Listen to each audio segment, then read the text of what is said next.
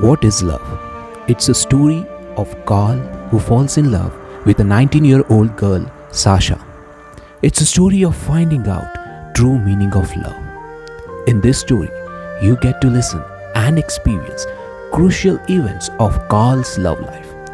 From the night he was writing love letter to Sasha, asking her out, their first date, their engagement, their marriage, and how things kept on changing with the couple who moves from dating to engagement and engagement to marriage. It's a fun, beautiful and relevant story in today's date, even though it was written in 1890s. A love story of Carl and Sasha, where, like all of us, Carl is trying to find out true meaning of love. Is love a real thing? Let's listen. 3 o'clock in the morning. The soft April night is looking in at my windows and caressingly winking at me with its stars. I can't sleep. I am so happy. I'm so happy. My whole being from head to heels is bursting with a strange feeling.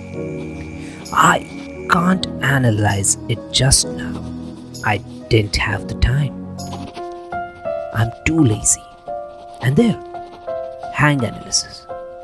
Why is a man likely to interpret his sensations when he is flying headforemost from a belfry, or had just learned that he has won 200,000? Is he in a state to do it? This was more or less how I began my love letter to Sasha, a girl of 19 with whom I had fallen in love.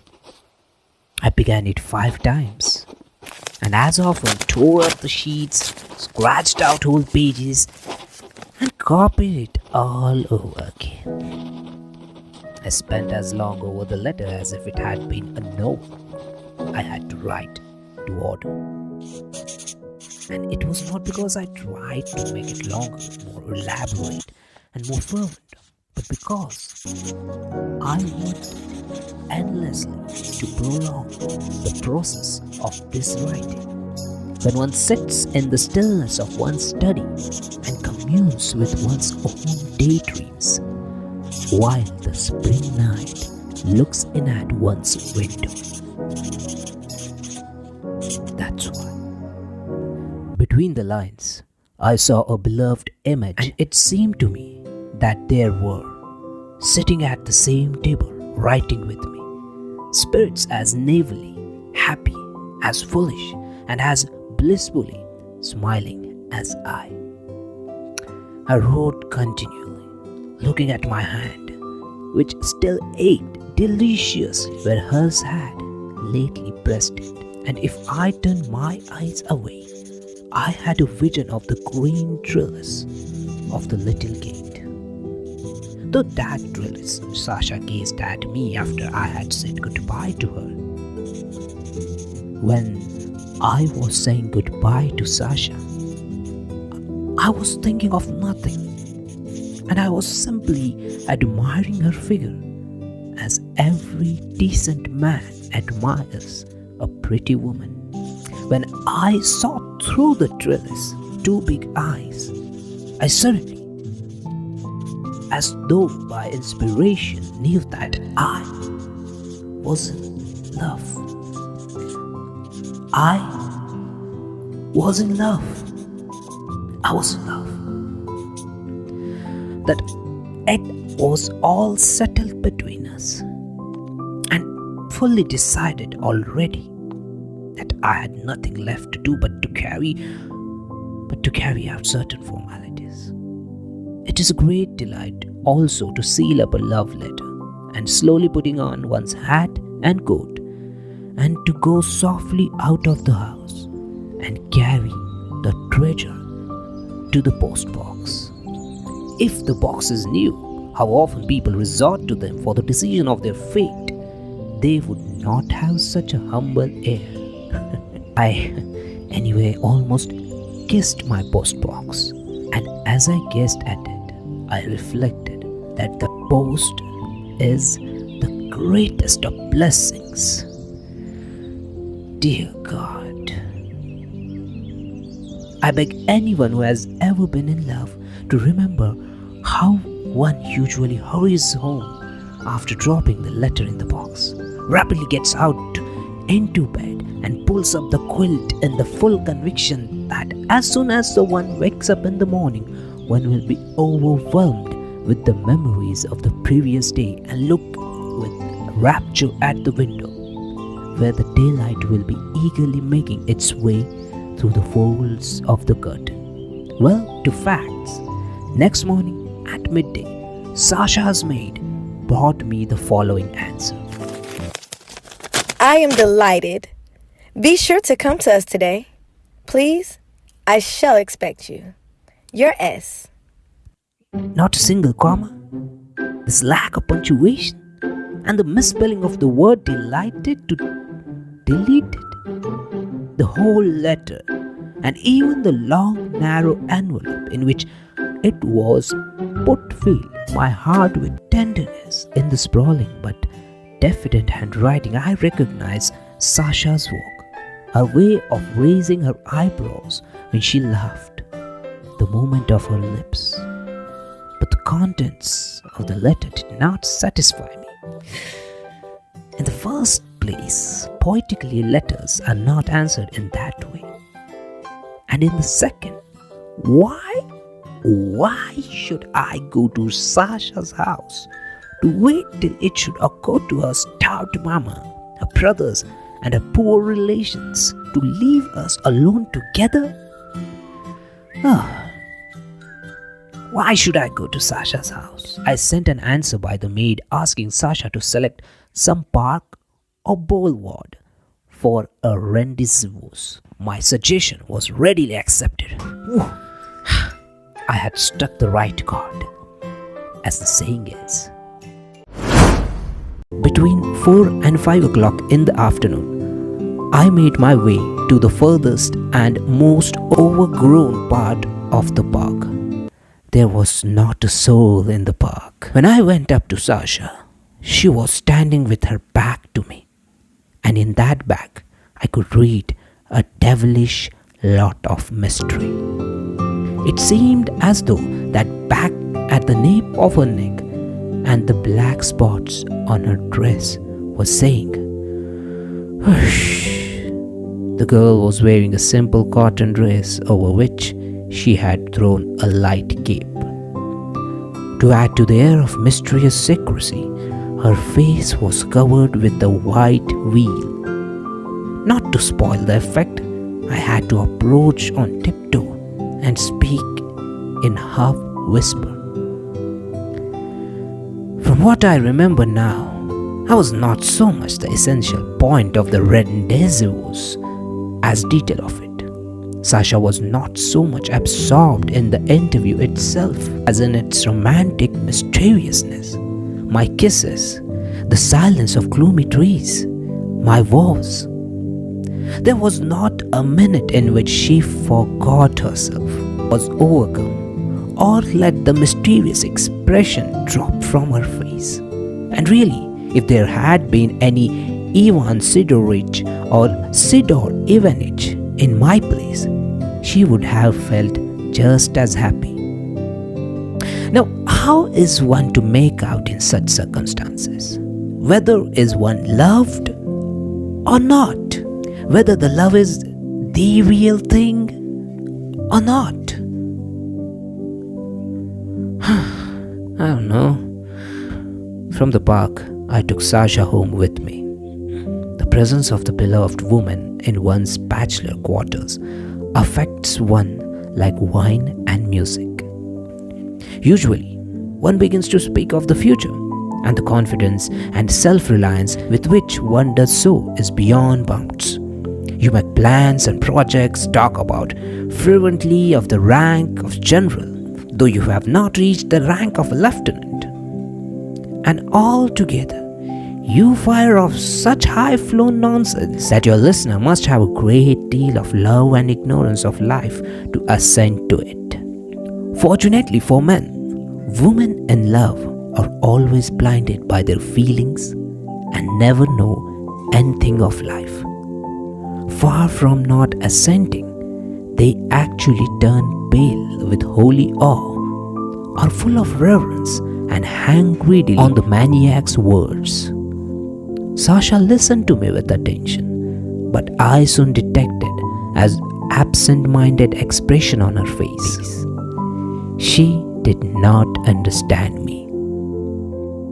The future of which I talked interested her only in its external aspect, as I was wasting time in displaying my plans and projects before her. She was keenly interested in knowing which would be her room, what papers she would have in the room, why I had an upright piano instead of grand piano, and so on. She examined carefully all things off my table, looked at the photographs, sniffed at the bottles, peeled the old stamps of the envelopes, saying she wanted them for something. Please, collect those stamps for me. She said, making a grove face.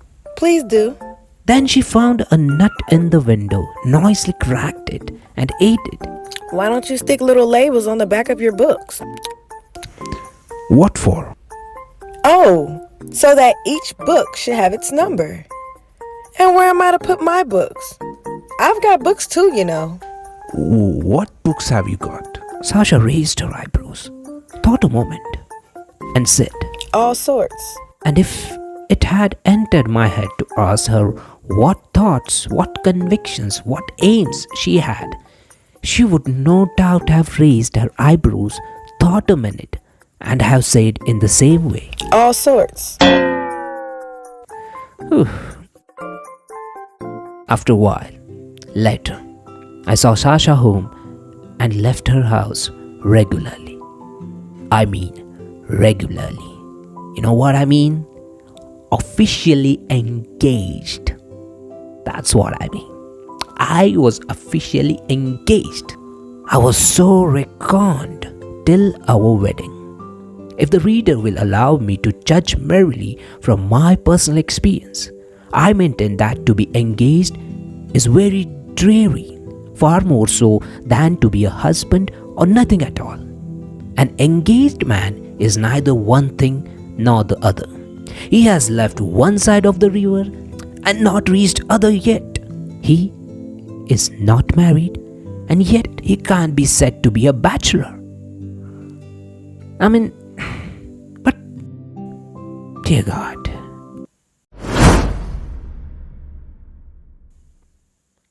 Well, I was engaged. Every time I went to see my fiancée, I found all her family and other members of the household busy over silly trousseau. And by the way, they were hard at work of saving for 2 months, and they had less than 100 rubles worth of things. There was smell of irons, candle, grease, and fumes. Bugles crunched under one's feet. The two most important rooms were piled up with billions of linen, calico, and muslin, and from among the pillows peeped out Sasha's little head with a thread between her teeth. All the saving party welcomed me with cries of delight, but at once led me off into the dining room, where I could not hinder them nor see what only husbands are permitted to behold. In spite of my feelings, I had to sit in the dining room and converse with Breyonna, one of the poor relations. Dear God. Sasha, looking worried and excited, kept running by me with a thimble, a skein of wool, or some other boring object. I was officially pissed off in my fiance's house, where the whole house was piled up and filled up. Wait. I shan't be a minute. She would say when I raised imploring eyes to her. Only fancy that wrench Stepania has spoiled the buoyance of the barge dress. And after waiting in vain for this grace, I lost my temper, went out of the house, and walked about the streets in the company of the new cane I had bought. Or I would want to go out for a walk or a drive with my fiancée. Would go around and find her already standing in the hall with her mother, dressed to go out and playing with her parasol. Oh, we are going to the arcade. We have to buy some more cashmere and change that hat. We are going to the arcade? My outing is knocked on the head. I join the ladies and go with them to arcade. It is revoltingly dull to listen to women shopping, haggling, and trying to outdo the sharp shopman. I felt ashamed. I felt ashamed when Sasha, after running over masses of material and knocking down the prices to a minimum, walked out of the shop without buying anything. Or else told the shopman to cut her some half rubles worth. God damn it.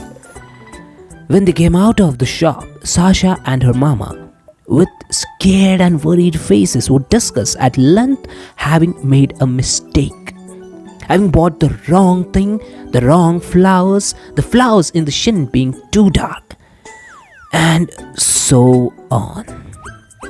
Yes, it is bore to be engaged. It is. Days passed, weeks passed, and I am glad it's over. It's over. Now I am married. Officially married.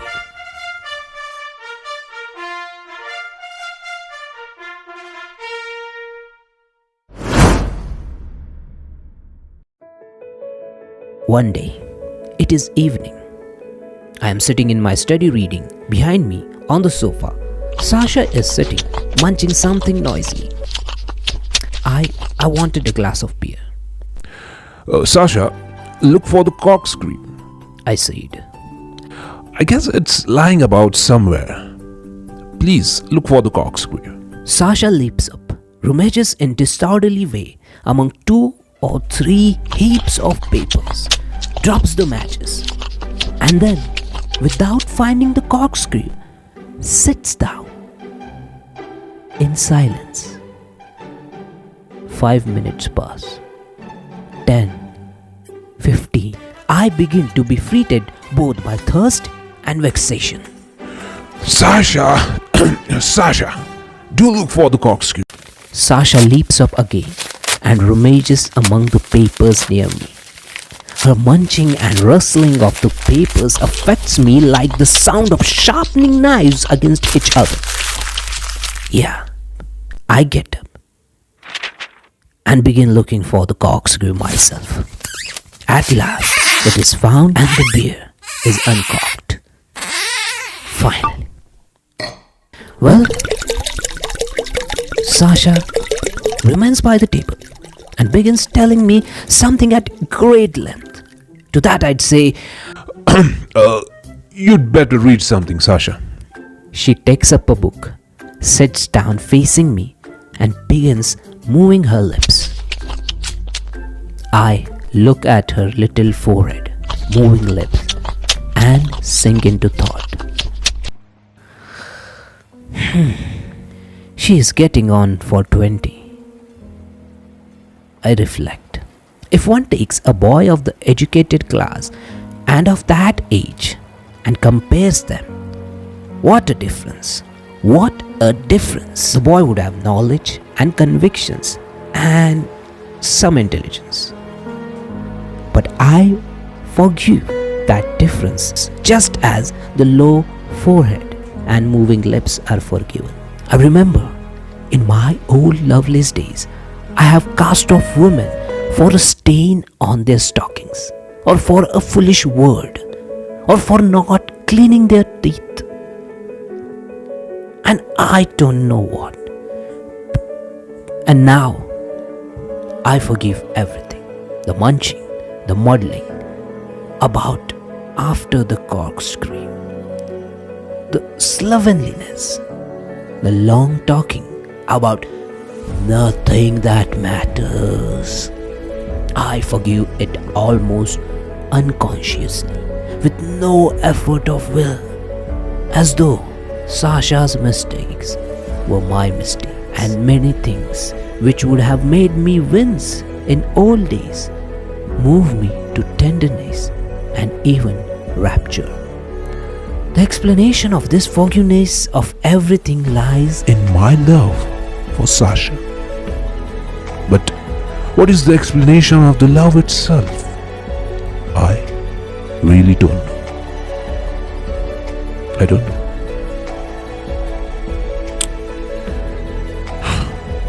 I am Carl. This was my story of love and figuring out what was the explanation of the love itself. Is love the real thing? Well, hey everyone, this is Ajay Tambe. You were listening to What is Love by Anton Chekhov, reformed a bit by me, Ajay Tambe. It's a CreateYourEars.in exclusive episode. Make sure you subscribe to our podcast. Make sure you follow us on Spotify, subscribe and follow on Apple Podcasts. Connect with us on Instagram at @podcastaudios. Thank you so much for listening. If you liked this story, if you liked What is Love, please do subscribe us. Please do follow us on Spotify, Apple and the platforms you are listening. Make sure you place a review and make sure you connect with us on Instagram at @podcastaudio. This is Ajay Tambe. Drop your thoughts in our DMs, in our comment box. I'm waiting for your response of what is love. Keep streaming your favorite stories on CreateYourEars.in podcast.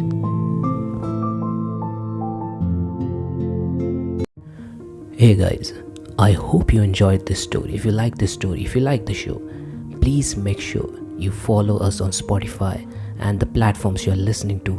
Make sure you place a review and ratings so that we are motivated with 100x. Thank you so much. Stay tuned, stay safe.